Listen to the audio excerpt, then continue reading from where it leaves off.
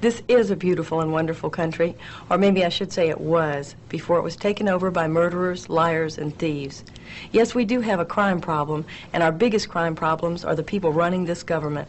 Strong language? Yes, and I'm prepared to back it up with proof.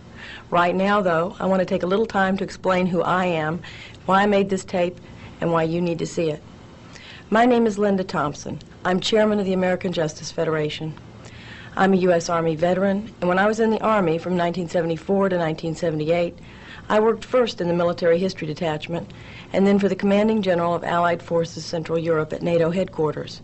In that capacity, I revised the NATO War Plans manuals. I also served in the Army Reserve afterwards as a training assistant until 1985.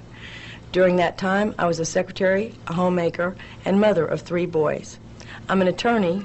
I have a doctorate in law and a few other degrees of relative insignificance. I'm married to Al, who is a man of the highest character, other than his mom and dad, I've ever had the honor to know. We have 3 sons, and we live in a nice, fairly ordinary home outside of Indianapolis.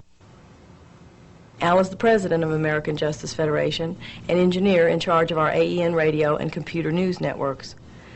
As an attorney, I took a special interest in cases where government agents abuse their positions of trust. In fact, the main reason I went to law school was because I wanted to make a lasting contribution to preserving this great country. I believed then, though I don't now, that I could best do this through the courts.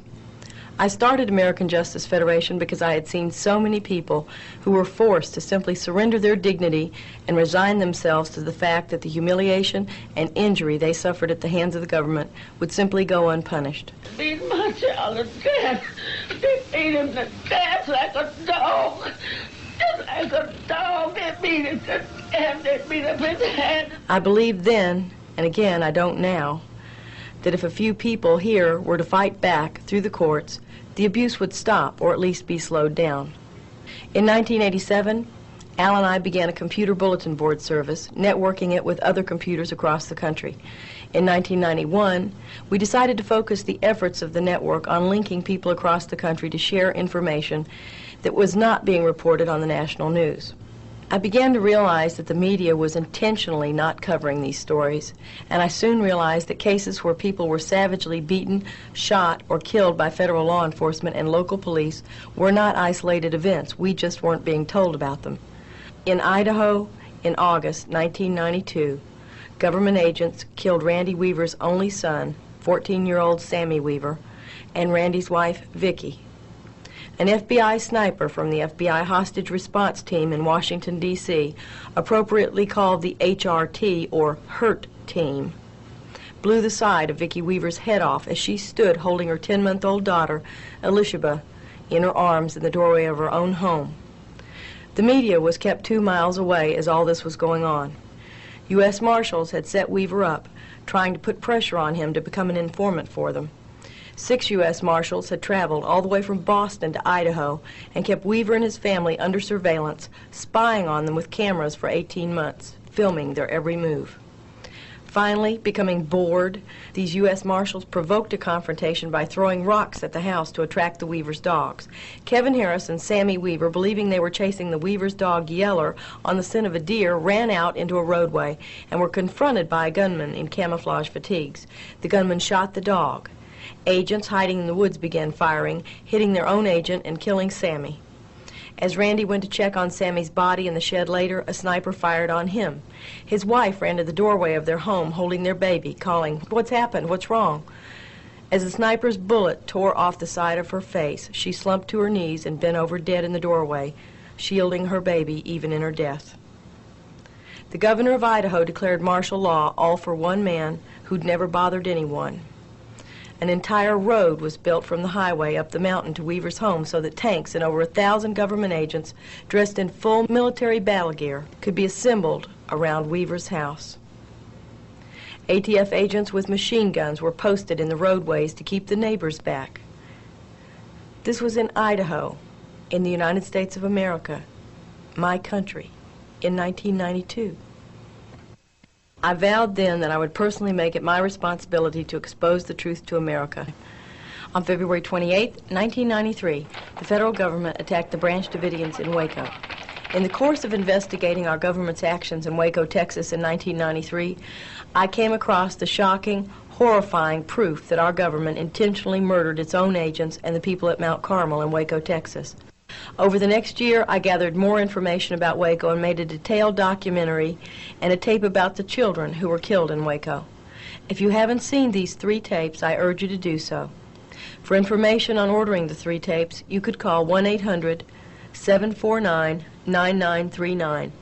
You will see indisputable proof that our government murdered not only its own agents, but 96 people in Waco, Texas, 25 of them children, 17 of them under the age of 5. On April 19, 1993, in perhaps the most publicly televised, outrageous, and inhuman atrocity in the history of this country, government agents rammed tanks through a church home and used poisonous chemicals on 71 men and women and 25 children, 17 of them under the age of 5, in spectacular color before our eyes, burning them to the ground in Waco, Texas, while government agents and the media parroted lies intended to convince the world that somehow these people were meeting a fitting end, yet none of them had committed any crimes. This isn't the justice for all that we grew up hearing about. What happened? What has gone so very wrong? How do we put it right? As I began searching for the answers to those questions, it became clear to me that these pockets of brutality and corruption are merely symptoms of a larger, far more pervasive evil that is now literally controlling this country. This is the New World Order plan, and the scenes you've just seen and the scenes you're about to see are all about the New World Order, and they are why I am doing what I'm doing now and why I won't stop, and why you must listen and why you must know what really is going on in this country. Find out who these people are, what their plan is, and how they got so much power over us. Find out what's going to happen so you can help stop the New World Order.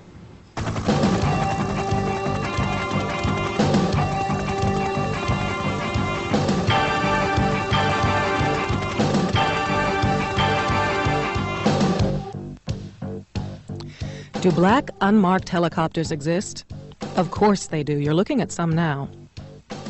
These helicopters in Tupelo, Mississippi are Kiowa attack and surveillance helicopters made by Northrop.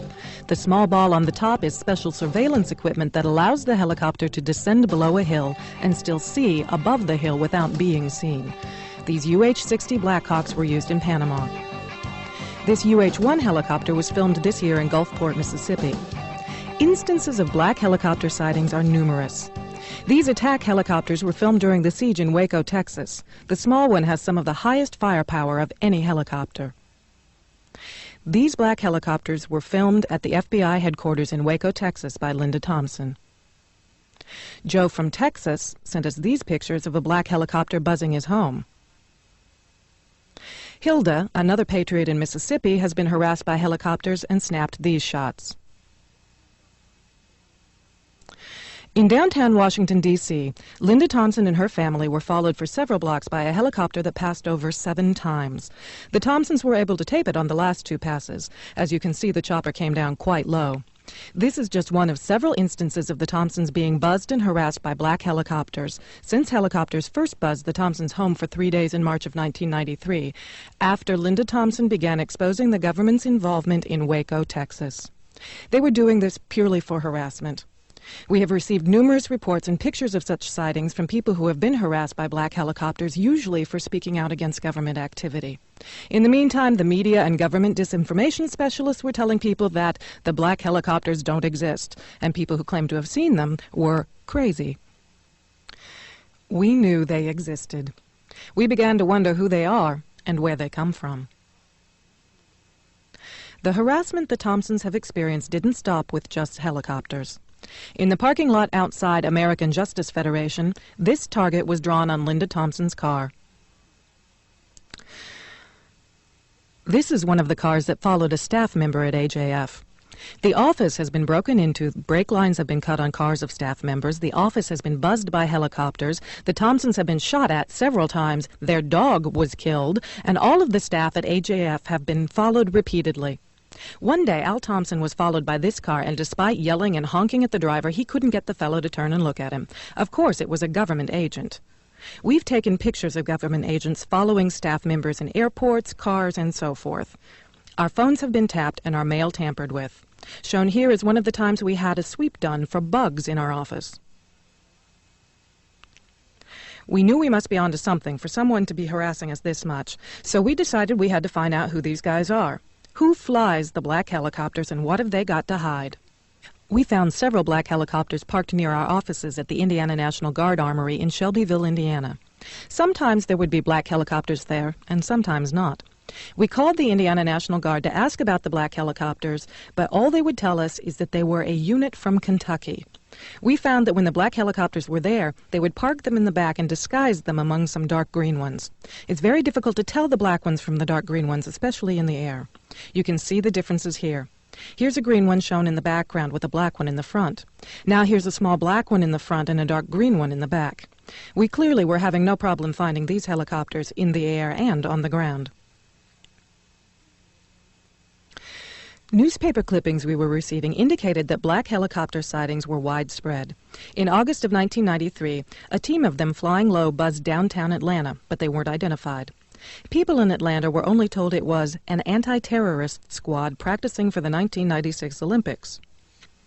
This black Chinook was on the front page in Santa Rosa, California in November 1993. These pictures are typical of the types of pictures we receive from people all over the country, many of whom found black helicopters in remote locations, usually in large metal warehouse buildings, like this one. We have found that these are generally CIA operations, and you can usually find a railroad and metal fabricating plant nearby these sites. Mike and Carol Benn of Dallas, Texas, have gathered 17 million signatures to impeach Bill Clinton. They've been visited by the Secret Service, who told them, "You have an awfully nice home to be doing what you're doing." Just shortly before complete daylight on the morning of January 11, 1994, I was jerked out of bed, completely brought awake by a tremendous noise coming down over our home of the military helicopters. And I pulled down the shades and looked out the window, and all I saw was this heavy blanket of fog rolling over the neighborhood, and I couldn't really see it, but I could hear it. And then I heard it move away from over top of our house, across the street, and down.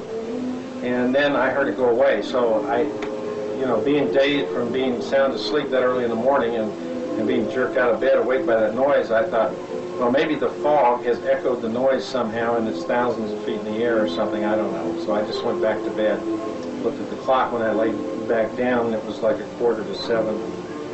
And 15 minutes later, I was jerked back out of bed by the noise of fire engines coming down the street.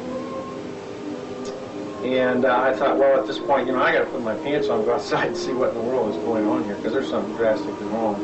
By the time I got outside, it was completely daylight. About 89% of the fog had lifted. They were running hoses over the house and into the house, and the people were running out. The child that was in the house was running out. Found out later that the mother had already left and was coming back to pick up this child a little bit later. So no one was hurt in the fire, but their home was just completely gutted out, and the flames coming out the roof and everything. And I never associated this with the helicopter at that particular moment. We were out in the street, and a bunch of the neighbors were out in the street, standing by the fire trucks, and just having the typical conversations you have in a situation like this. Well, what happened? What's going on? And I asked one of the neighbors, "Did you hear military helicopters down over our houses this morning, right before daylight?" And one of the women said, "Yes, I sure did, and it sure scared me." And I thought, well, gee, that's incredible. So it's not something I was just imagining. The day went on, and within an hour, I wasn't really watching this as a problem with the federal government at this time. So we went on with our daily activity of packing mail here and handling the phone calls and talking to radio stations and on and on and on. We noticed that 6 or 8 white plain cars, like medium-sized Chevrolets, drove up in the neighborhood. Men are getting out in suits with cellular phones to their ears. So we went on with the day's activity. At 6:30 that night, I was up at 7-Eleven on Tuesday evening now, on the 11th. One of our other neighbors across the street was there, and while we were in line, I said, "Isn't it terrible what happened this morning with the fire?"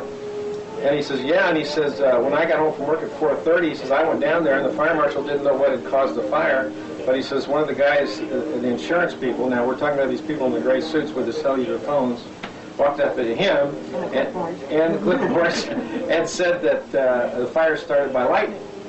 And he said, I thought that was kind of funny because there was no rain or lightning this morning. And I says, well, there sure wasn't any rain or lightning this morning. That house couldn't have been hit by lightning. And all of a sudden, a little alarm started going off in my head that we had a real problem here. And obviously, that was meant for us.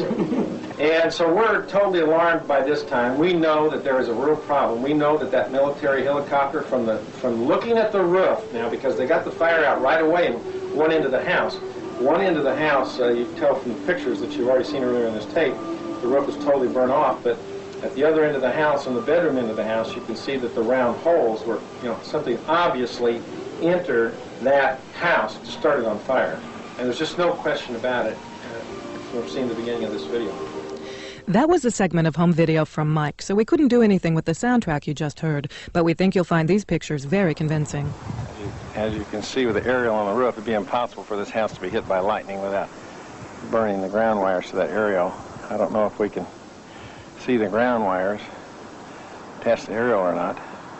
I'll get in as close as I can. There you go. There's a ground wire running down the side of that pole. And that would definitely be burned in half if the house were hit by enough lightning to start it on fire as bad as this, with holes in the roof and everything. And we can see that that's not so. And of course, the way it's burnt out right here in this area is the kitchen area of the house, and then back here to the left is the garage area of the home. And right in that area to the right of the garage door there, back into the garage, is the utility room, and that's why they have changed it from the house was hit by lightning, because they forgot to take the aerial down, that they're saying that the fire was started by the hot water heater. This is the room where the water heater was located. There is no damage whatsoever to any of the walls or the inside studs. There's no scorching of any of the floors or walls. Even the roof has no damage from the water heater. No damage to the roof could have come from this room. Going to the outside rooms,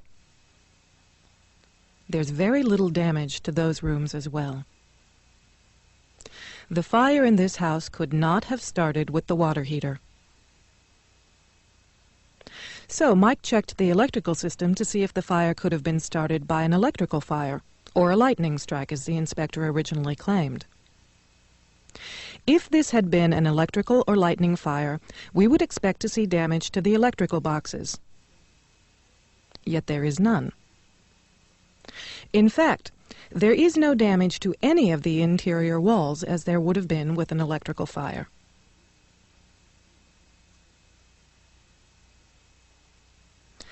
As you saw earlier, the antenna and wiring on the roof were intact too. In fact, the only fire damage, as you can see on these rafters, is from the outside on the roof down. Any place there is burning, it's from the top down. This was probably the most convincing part of Mike's video. These shots of the rafters show that all of the burning had to have originated from the roof. There is no damage coming from the inside. It is all from the roof down. If you look at these holes on the roof, these are holes made by the firemen with their axes. Yet over to the right, there are very clearly missile holes burned from the outside in. We've had military people identify these holes as the type made by sabot rounds fired from helicopters. The burning very plainly goes in. This was very plainly not an electrical fire, a lightning strike, or a fire from a water heater. This was a hit from black helicopters. It's just incredible, and it is frightening. And I'll tell you, the only thing that has saved us here is that Carol and I have realized from the beginning that what we were starting was standing up against the federal government. And we've all heard nightmares about people in the past have tried to stand up against the federal government and failed, and somehow the federal government ruins their life. And so we realized right away that, this is something that we had to feel good about. The date indicator on Mike's video is wrong. That attack occurred in January of 1994 and was a powerful motivator to find out who these guys are. We found them at Fort Campbell, Kentucky. This is concertina wire surrounding the perimeter outside their headquarters, marked by a sign that has the Army Special Operations Group symbol on the left and the 101st Airborne Eagle on the right. This is their headquarters. It is the 160th Special Operations Aviation Regiment at Fort Campbell, Kentucky, often called Task Force 160, or the Night Stalkers. Their chain of command goes up to the Army Special Operations Group commander. They have 600 various types of helicopters at Fort Campbell and keep 300 of them outside at a time. More of their helicopters are located throughout the country. This group is often referred to as Delta Force, but the truth is there is no one Delta Force. Task forces are formed from members of special forces, such as the 10th Mountain Division or the 75th Rangers out of Fort Benning, Georgia, or from members of law enforcement, such as the ATF, DEA, FBI, IRS, CIA, or other government agencies and even private corporations. The members of the task forces often receive fake orders, so their own units do not know they are participating in a Task Force 160 mission. Task Force 160 members are special operations group leaders in these task forces, and the helicopters are flown by pilots from the 160th. The 160th practices urban combat or domestic support operations that consist of dropping members of these task forces into cities. As the parachutists are dropped into the city, the helicopters provide a diversion by firing down on civilian targets. The members of these task forces are given special training along with fake identification. They are dropped into a city where they get jobs, map the city, population centers, police and fire departments, then later they conduct a mock takeover of the city. These camouflaged C-5A cargo planes were at Fort Campbell. 3 stories tall, they can move large numbers of troops and equipment and are usually seen wherever the black helicopters are sent for an operation. In Waco, at the same building where FBI headquarters was located and where black helicopters were parked during the Waco siege, Chrysler Technologies paints these very same C-5As. Some are painted a camouflage color, some plain gray, some with a red, green, and gray color scheme, similar to the Arizona National Guard, and some with the red and green FEMA colors. There's obviously a connection between private defense contractors, federal law enforcement, and military special operations groups, which was well established during the siege in Waco and becomes more clear as we see how these groups play a role in the New World Order. In this 1993 Army Field Manual 100-20, Special Operations Forces are particularly well suited to domestic support missions. Domestic means they are to be used on us here in the United States. They are under the U.S. Special Operations and Special Operations Integration Command. They also have a Civil Affairs sister unit at Fort Bragg, North Carolina. Civil Affairs units are propaganda units. Waco was one such domestic support operation involving local and federal law enforcement and military, as shown in the ATF final report. On pages 73 and 78, you can see that the raid was planned by Special Forces from Fort Bragg. The main ATF planner, Bill Buford, was former Special Forces. The raid on Waco was conducted as a military assault, and in our Waco tapes you will plainly see that military Special Forces were in Waco the day Mount Carmel was burned down. Last, the 2 evaluators, Rod Pascal and Wayne Ishimoto, were both retired Delta Force commanders. Remember, Delta Force is another name for Task Force 160. Here we see another example of training for a domestic support operation, as a military unit on maneuvers at Fort Polk, Louisiana, is trained in house-to-house search and seizures and forcible entry as reported in Soldiers magazine. Fort Polk, Louisiana is now a joint UN training center, and even the U.S. Marshal Service in Pineville is training marshals to be employed all over the world. This is the look of our future law enforcement, as UN troops from all countries practice house-to-house searches and seizures on us. Sound paranoid? Take a look at this National Institute of Justice bulletin that speaks of a multi-jurisdictional task force unit and blatantly brags that asset seizures ensures the financial viability of these task forces. Examine newspaper articles and you'll see plenty of proof of these multi-jurisdictional task forces breaking into homes without warrants as they did in Puerto Rico last year, all supposedly in the name of the war on drugs. These multi-jurisdictional task forces comprised of state and federal law enforcement and military units rousted 500 people from their homes and only made 5 arrests. In 1993, government housing projects in New York, Chicago, and Boston were also subjected to these same types of warrantless searches and seizures. If a gun was found in the home, the adults were arrested and their children were put into foster homes. Whether these raids are legal or not doesn't matter when people risk losing their children if they open their mouths. At the February 18, 1994 crime briefing, Janet Reno, Lloyd Benson, Henry Cisneros, and Al Gore announced that these raids had been tests, and these warrantless raids were going to be conducted across America. Of course, our media propaganda machine will do its part. You may remember our returning hero from peacekeeping in Somalia.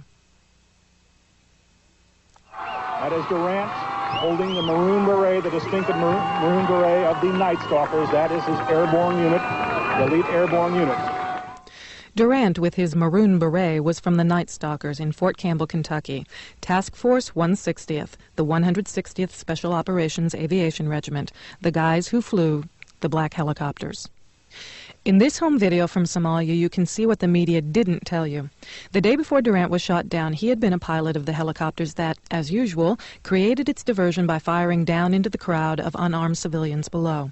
Notice the cannons at the front of the helicopters firing down into the crowd below. We don't have to wonder very long why these peacekeepers, these supposed heroes, were shot down in this domestic peacekeeping operation. Special operations groups are the key to all these operations. Conventional ground forces are not used, at least at first. The black helicopters are sent in along with the black cargo planes. They drop in their parachutists and then create a diversion by firing down on the city below. Our hand-picked media would have you believe that Panama was nothing but a third-world, minor conflict with few casualties. The truth was revealed in the award-winning documentary Panama Deception. As you can see, the devastation in Panama from their diversion was complete. Is it far-fetched to imagine that these UN peacekeeping forces would be used against American citizens? The 502nd, another unit from Fort Campbell, Kentucky, is shown here arriving as peacekeepers in Somalia wearing their UN blue berets and UN insignia. Shortly thereafter, this same unit, the 502nd, was in Arkansas practicing house-to-house searches and seizures in a joint UN training mission called Agile Provider in the spring of 1994. Agile Provider involved 44,000 UN troops, including troops from France and the Netherlands, training in the states of Georgia, North and South Carolina, Arkansas, and Tennessee. Yes, UN troops have been trained in this country in the past, but not in brigade strengths and not in domestic support house-to-house searches and seizures. Many of our congressmen deny that UN troops are being trained in this country at all, but as you can see in these clips from Fort Chaffee, Arkansas, Germans were training here last spring. Das ist die Baracke 1660, die da. Vom zweiten Zug, der Hitzschall, UN training has become so widespread that many of the newspapers around the country have had at least one such story. In Washington state, Gurkha mercenaries have trained for 3 years in a row. Gurkha mercenaries are from Nepal, which is a primitive country. Yet Gurkhas have a world-class reputation as a highly skilled, well-disciplined assassin team. Their country is densely populated. Their religions are primarily Eastern, either a form of Buddhism or Hinduism. It is this background that lends itself to the Gurkhas' single-mindedness in their tasks and training. Coming from Nepal, the Gurkhas are not accustomed to any modern conveniences, not even the basics of running water. For them, what we would consider to be deprivation is a way of life. Gurkha mercenaries are homegrown, farm boy assassins. It is an honor for them to die in combat for their country or for their religious beliefs. Nepal is not a theocracy, yet every aspect of the people's lives centers around their religious beliefs. Throughout the country, statues are erected to various gods and goddesses of these religious beliefs.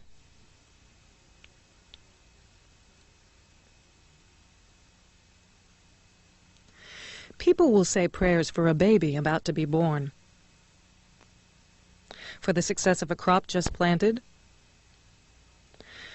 or to ward against evil spirits who would invade their homes at night, Or they might say a special prayer for the blessing of the good gods to protect them from the evil god Kali. The overpowering and menacing spirit of the evil god Kali is evident in the statues and paintings throughout Nepal. Kali must be appeased or satisfied. Oftentimes there will be a special altar in the village square where goats are sacrificed by cutting off their heads to ward off the evil Kali.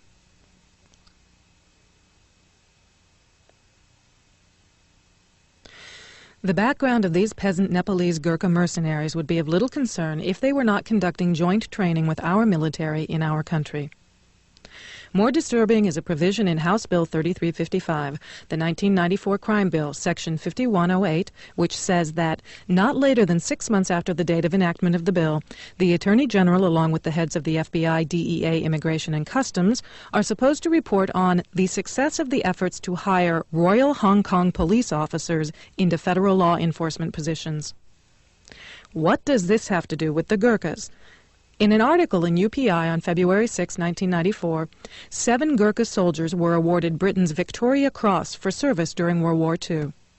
This article mentioned that these Gurkhas are currently serving with the British Army in Hong Kong, in other words, the Royal Hong Kong Police.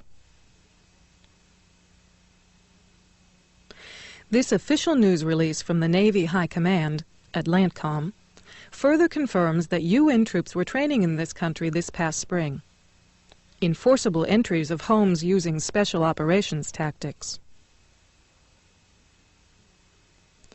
News releases from around the country speak of law enforcement and military training together for so-called terrorist suppression involving attacks on civilian facilities.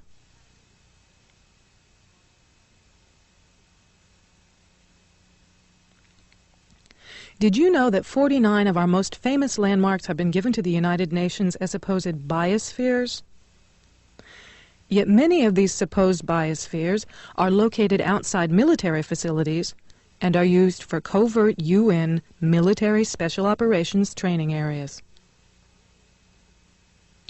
On the border between the U.S. and Canada, we see the UN flag flying between the U.S. and Canadian flags. Throughout cities in America, UN flags are popping up outside government buildings. But perhaps most disturbing was this letter received by New American Magazine detailing a survey given to Marines at 29 Palms Base. We confirmed this survey was given to Army Special Operations recruits. The survey asked troops whether they would swear to the following code. I am a United Nations fighting person. I serve in the forces which maintain world peace and every nation's way of life. I am prepared to give my life in their defense. This survey also asked if these U.S. military men would fire upon U.S. citizens who refuse or resist confiscation of firearms banned by the U.S. government. The signs of the military being combined with or used as law enforcement are just about everywhere once you begin to look. We found these 2 military LCMs parked in St. Petersburg Harbor in April 1994. They are U.S. Army, parked outside of the new St. Petersburg Beach Police facility where they will patrol the waters. Did you notice the federal tax agents dressed like military patrolling the roads during the Waco siege, or the black military helicopters at each of the Indy 500 races for the past several years?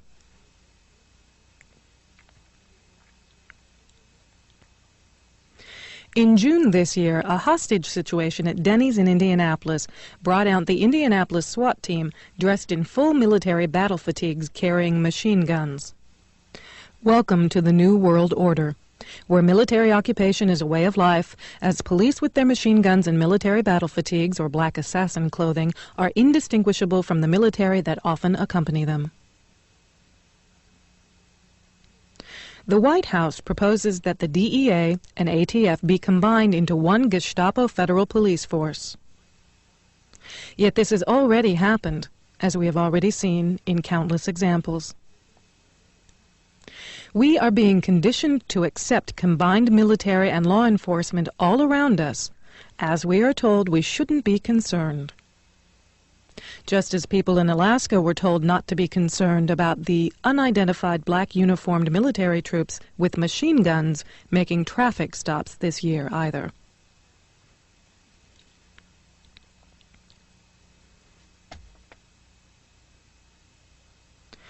L.A. Police Chief Willie Williams and 2 others, all directly involved in the cover-up of the firebombing of MOVE headquarters in Philadelphia in the 1980s, were supposed independent investigators in Waco, and not surprisingly recommended that federal law enforcement should receive their training from Special Forces military. This shouldn't be too surprising coming from the police chief of Los Angeles, where Daryl Gates formed the first SWAT team, where the term SWAT originally meant Special Weapons Assault Team, and where brutality has become commonplace.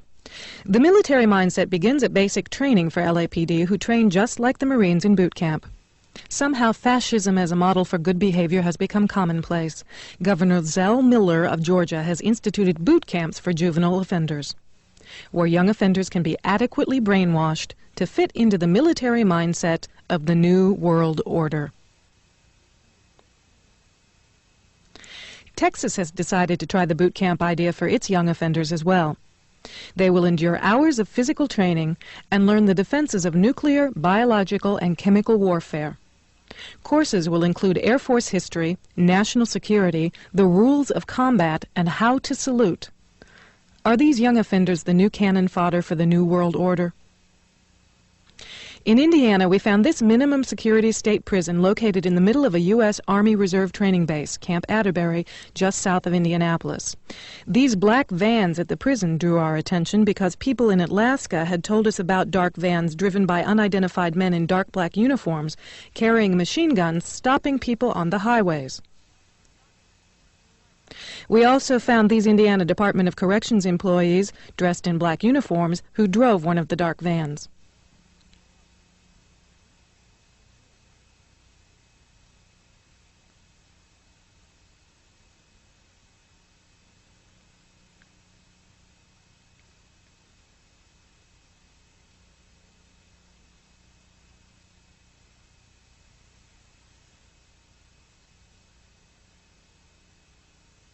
We found that these state facilities are being built in the middle of U.S. Army property, not just in Indiana, but other states, as people sent us pictures of such facilities in their states, such as this facility at Camp Pinckney in Brighton, Michigan.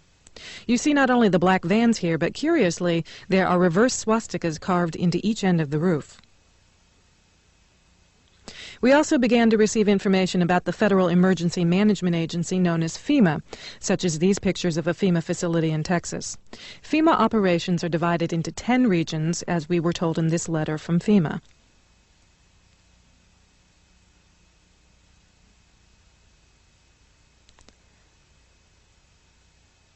The American public has been led to believe that FEMA is for disaster relief operations. Yet if we look at military manuals such as FM 4130, the U.S. Army Civil Affairs and Operations Manual, you'll find the details about who FEMA really is. The government doesn't want this information out because, as you can see, the manual says to destroy it by any means that will prevent its dissemination. The manual says that FEMA is the executive agency that serves as the point of contact for the USG for emergency management within the United States.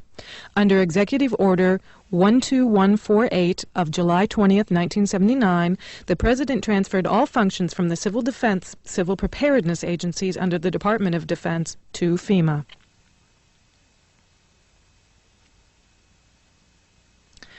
FEMA develops and implements overall concepts and policy guidance and directs activities for nationwide plans and preparedness for emergencies during peace and war. It also develops plans, systems, and capabilities for protection of the U.S. populace, government, and industry, and for stabilization of the economy in time of emergency. Again, we see from this military manual that FEMA is divided into 10 regions and is the command and control agency for all emergency planning. None of this sounds too sinister until you begin to find out what FEMA has done with 96% of their budget. FEMA has built prisons around the country, and they've also built underground facilities. It actually turns out that they are the key agency to implement a plan known as Operation Garden Plot, the plan to put American citizens in prison camps. Under Executive Order 12919, signed by Bill Clinton on June 3, 1993, presidential authority under a 1950s Defense Production Act was delegated to the Secretaries of Defense, Agriculture, Treasury, and Commerce to seize all civilian property for the government solely by declaring them necessary for national defense. It also gave the Director of FEMA the authority to implement FEMA plans during a national emergency. Most people don't realize that this country has been in a declared state of emergency since the Federal Emergency Act was enacted in 1933, which was the beginning of FEMA, and also gave presidents the authority to issue executive orders. Each president since then has issued an executive order declaring a state of national emergency.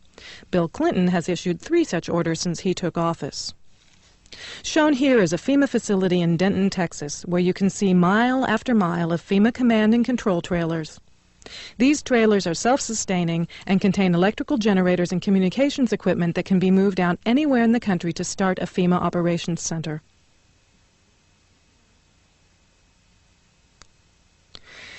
Several military manuals, such as these manuals, ranging from 1985 through 1994, speak of FEMA as the implementing agency for Operation Garden Plot, the plan to put American citizens in prison camps under military control. This 1994 Field Manual for Military Police speaks of Operation Garden Plot as a DoD civil disturbance plan that tells the military what they can and cannot do, and that they will operate under FEMA control.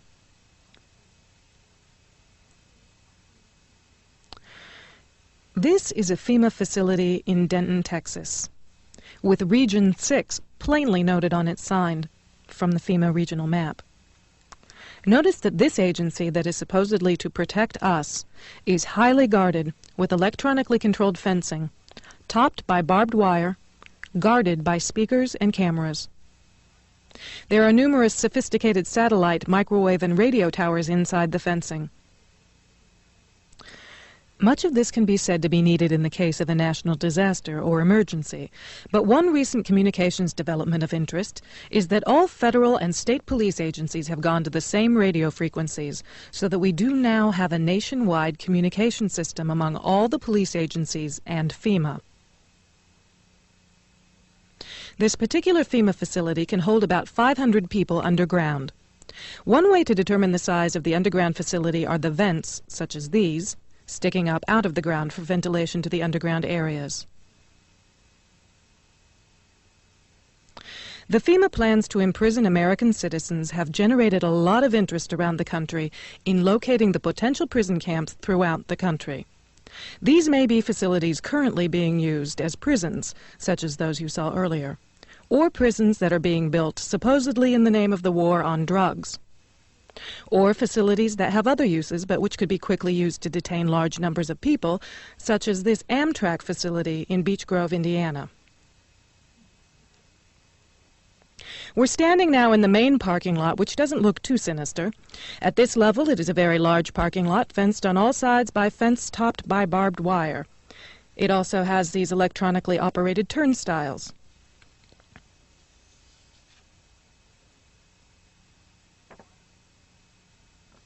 There is also a surveillance camera, just like we saw at the FEMA facility, pointing out to the parking lot, and a helicopter windsock. All of these apparent security measures are particularly unusual here, because this is a very low crime area, and this facility is nothing but an old train repair station with nothing in it worth stealing. In this portion of the parking lot is a brick building, suitable for processing, next to a gate that leads right out to the railroad tracks, and all of this is contained inside a fully fenced area, now 3 layers deep in fencing at this point.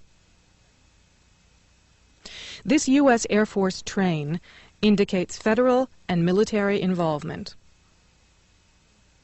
Facing the opposite direction, you can see that this area, too, is a very large fenced area with railroad track running the length of the fence and plenty of warehouses.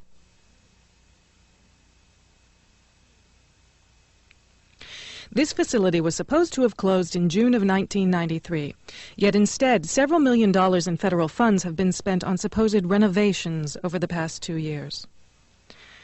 Helicopter windsocks and markers are evident throughout the property. This small building is the only way into a particular fenced area. Inside this building, we see more of the motion-activated detectors, electronic turnstiles, and prison bars.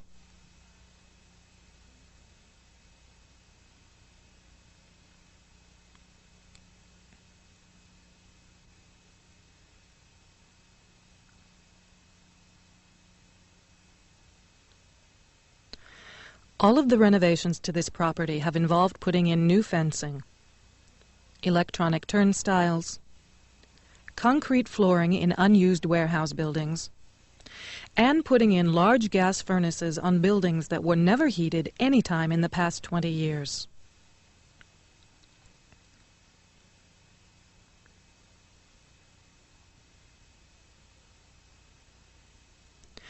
Outside this building is fencing and a cattle run section of fence, all topped by barbed wire, pointing inward, not to keep people out, but to keep people in. This was common throughout the facility, particularly the new fencing that had been erected.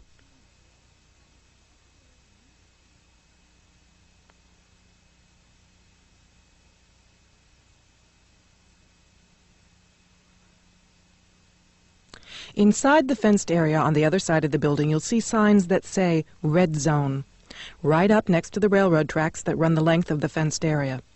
Next to the Red Zone sign, you can see closely numbered markers on the fences that are too closely spaced to be parking markers, just as if they plan to have people line up to board the trains.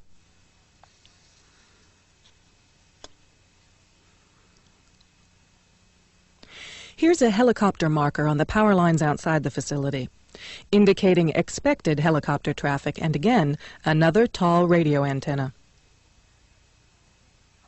Looking around, you can get an idea of how huge this place is and how many people it could contain in its fenced-in area. In yet another fenced area, we see a large warehouse building at the end, with the electronic turnstiles in front of it. The building is one that has a new concrete floor, and its doors and windows have all been blocked. Outside, there are new gas pipes.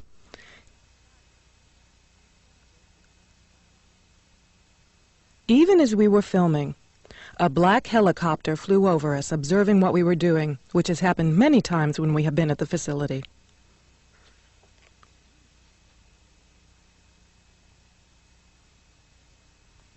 The gas lines and gas pipes at the facility run the length of the buildings.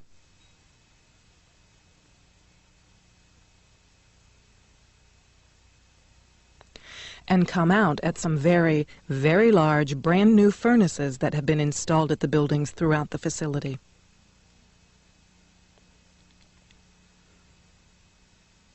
We found this crane, which has seen better days, but is plainly marked U.S. Army, in the middle of the stockyard.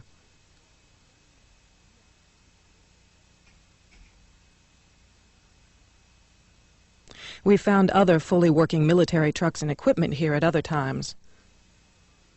Inside the facility, we found large fenced-in areas next to the railroad tracks marked Green Zone and Blue Zone, suitable for holding a lot of people. Many of the old warehouse buildings have had new concrete floors put into them. Unused sections of railroad track have been dug up and replaced, and from the supplies in the stockyards, it is obvious they will be doing even more construction and fencing.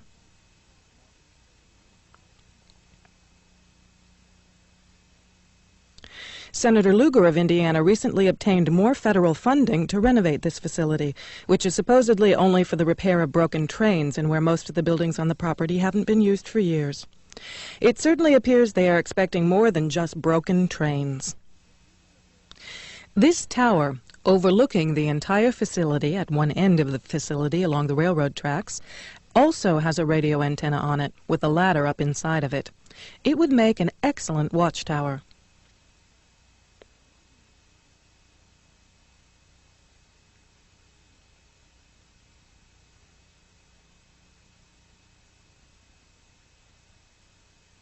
One thing we discovered last year are these stickers on the backs of traffic signs along highways in various states. They come in all shapes, sizes, and colors. These you're seeing now are in Indiana. We found a veritable smorgasbord of these stickers near Crane Naval Air Station. As we approached the facility, the stickers we could see were solid, and as we drove away from the facility, the stickers we could see were the same shapes and colors as those on the other side of the road, but they had holes in them. We believe these are what are called tachomars, which is a military acronym for troop transport markers. We have found these stickers in many different states, such as these in Michigan and Kansas. Following the blue ones in Indiana, we often end up at railroad tracks. In Utah, following blue stickers led to missile storage sites.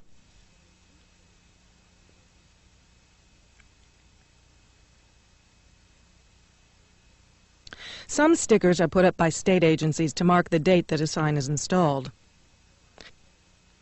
These are easy to distinguish from the troop movement stickers because they have a date and the name of the agency that inspected the sign or sticker. The troop movement markers do not have any markings on them.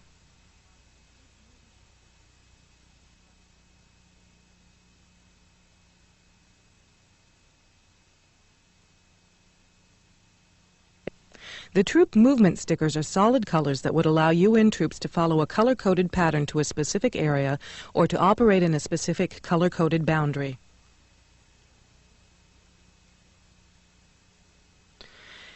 These types of markers on the ground are helicopter direction markers. These have been found in areas just prior to the troop movement stickers appearing. These are indicators that your state is being marked according to Global Positioning Satellite System grid coordinates. Bridge markers will contain elevation and positioning information, which makes it very simple to trap an entire population by blowing out bridges using these coordinates. We are being conditioned to accept increasing surveillance in all aspects of our lives. When military units were chasing ID'd in Somalia, our newspapers reported the use of high-tech helicopters and electronic cameras and devices that from space could capture the state motto on an automobile license plate as if this were just business as usual. Military equipment is being converted to law enforcement use, such as using submarine detection equipment and high-tech surveillance gear to track people. ATF has long been involved in tracking our guns. In 1992, Congress appropriated $233 million for what is being called the Intelligent Vehicle Highway System, or IVHS for short. Another $240 million was appropriated in 1993. This is the national surveillance system being set up along all the highways all across America to spy on Americans. You may doubt that this federal surveillance system is real, so we're listing the reference numbers so that you can take these numbers down to your local library and look these bills up in your own government's public records. This is the national tracking system being set up all over our country. As usual, our lame media is touting this as if it's a great thing, and the government is selling it to us as if it was for our own good. Go out right now onto the interstate and look at the extremely tall light poles. When you find one with an antenna on it like this one, look closely and you'll see it has a camera. These cameras are part of the IVHS system that is being touted as the Great Oz of travel coordination. Supposedly, your car will be able to communicate with these cameras to tell you the shortest route to travel, or how far you have left to go, which is pretty lame when you consider that AAA has been doing this for years without spying on us. More importantly, these cameras can receive and tape information from your car, such as where you are.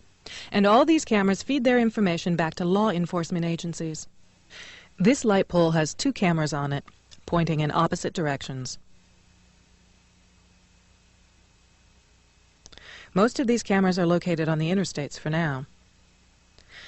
These cameras can be used to film people's license plates and generate tickets, or communicate with computers in police cars and even monitor you from satellite. Sound far-fetched? Satellites are already being used to track 18-wheel semi-trucks. Their movements show up on a large electronic map at the trucking headquarters, or wherever they'd like it to appear for that matter. Yet, if this were merely to help facilitate the movement of truck traffic around the country, why would the trucks need this warning that lets everyone know that a satellite is tracking it?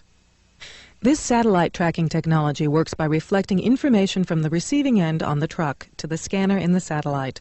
The satellite sends out a light source, and the information on the truck is reflected back to the satellite much the same way as the scanners in your local supermarket scans a barcode on your groceries.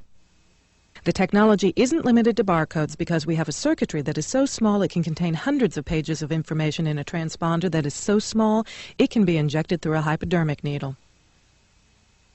Humane societies have begun using these transponders to mark animals. A scanner can scan the transponder, and whatever information is on the scanner will show up on the scanner. The media is touting these InfoPet transponders as painless and harmless, and, of course, it's a wonderful way to locate our lost pets. The truth? On July 29, 1994, a UPI article quoted ASPCA Senior Vice President Stephen Zawistowski as saying, "These chips allow us to find the people. We can prosecute them for cruelty. One of our great interests in the chip is for law enforcement purposes." Sematech makes a transponder that is 1/200th the size of a human hair. Will the national ID card requested by President Clinton actually be an implantable transponder? Sandia, a large defense electronics weapons contractor, has teamed up with Sematech. Think of the applications here. Wonder where all this spying and tracking information may go? Let's examine FinCEN, the Financial Crimes Enforcement Network, a 92-computer databank in Vienna, Virginia, that contains information about everyone in the country, from your property records, health records, tax records, criminal history, all at the fingertips of law enforcement. Did you know our money contains a cellulose strip with silver lettering on it?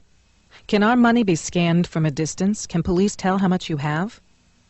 The plan to redesign the dollar mentions cosmetic changes, but Senate Bill 2158 creates a dual-standard international and national dollar which would cause hyperinflation, bankrupting the trucking industry, as imported gas prices skyrocket, leaving us with a 7-day food supply. How long will it be before everyone has to take a national ID and stand in a federal bread line?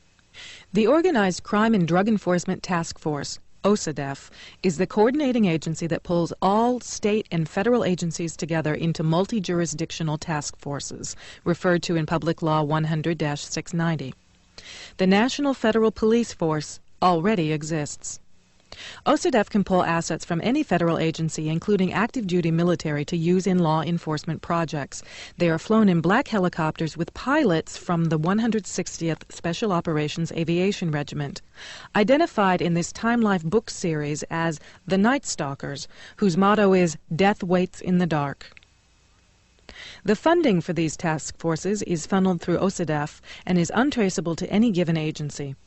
These multi-jurisdictional task forces can be made up of DEA, ATF, FBI, IRS, Customs, and even UN troops. These small task forces are equipped with high-tech weaponry called non-lethal weapons to make it more efficient for a small group of men to attack a large group of people. One such weapon is an EMP weapon, an electromagnetic pulse weapon that imitates the blast from an automatic weapon and effectively disables the electronic circuitry.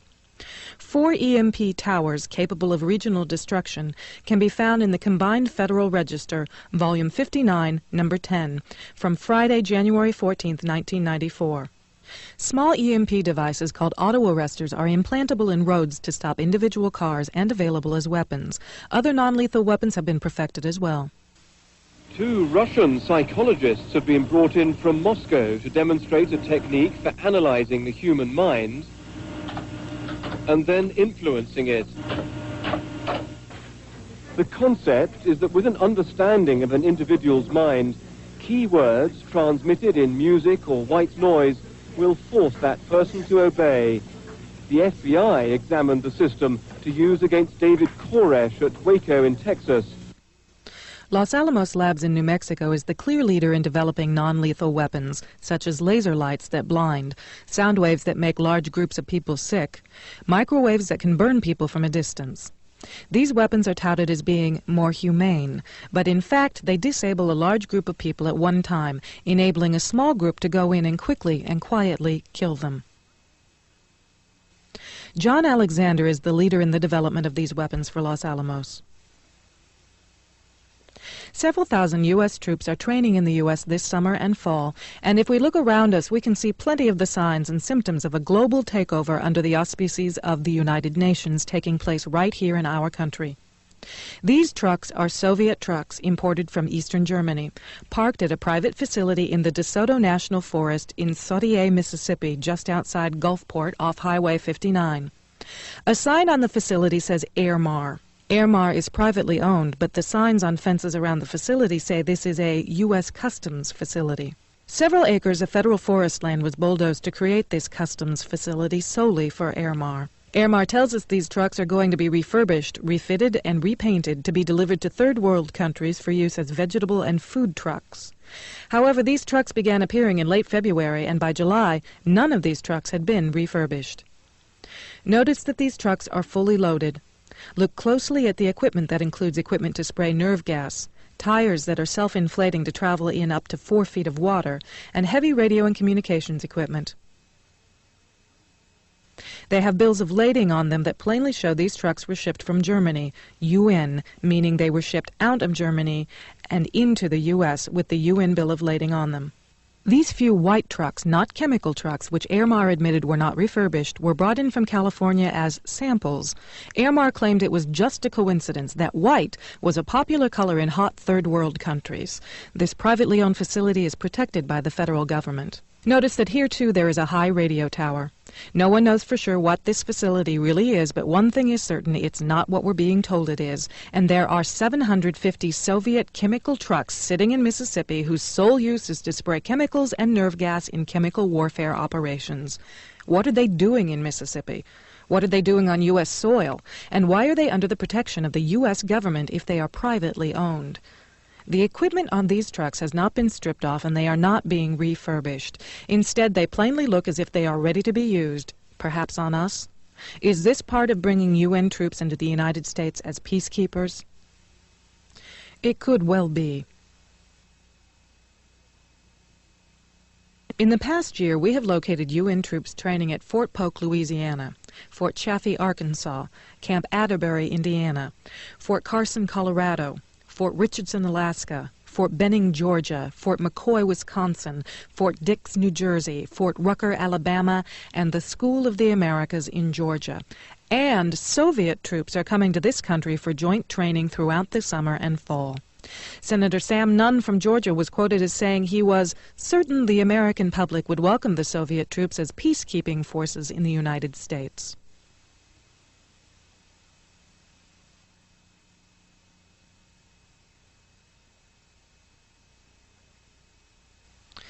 Not only have these Soviet trucks been found in Mississippi, people recently photographed these two clearly marked Soviet vehicles in Texas.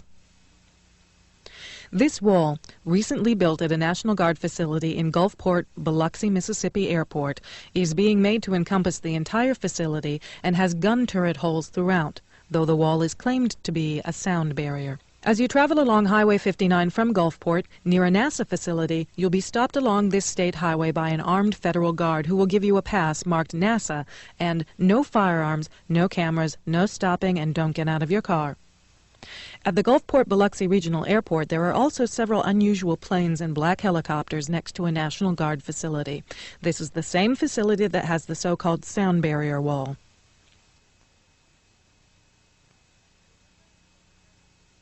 This train full of American-made tanks was one of 7 such trains that passed through Indianapolis en route to Fort Lewis, Washington in June. We were told that this was the 3rd Armored Division returning from Europe. Yet Fort Lewis has such a severe housing shortage that many military families are actually living in tents. Yet this whole division is being sent there. 3 other such trains passed through Indianapolis in early August, one heading to Fort Riley, Kansas, another to Alabama, and the 3rd to Fort Lewis, Washington. Are these tanks part of Operation Garden Plot, to be used to round us up for the slave labor camps, along with the black helicopters and federal law enforcement that look like active-duty military stationed in our roadways as they were in Waco? Welcome to the New World Order. Expect no mercy.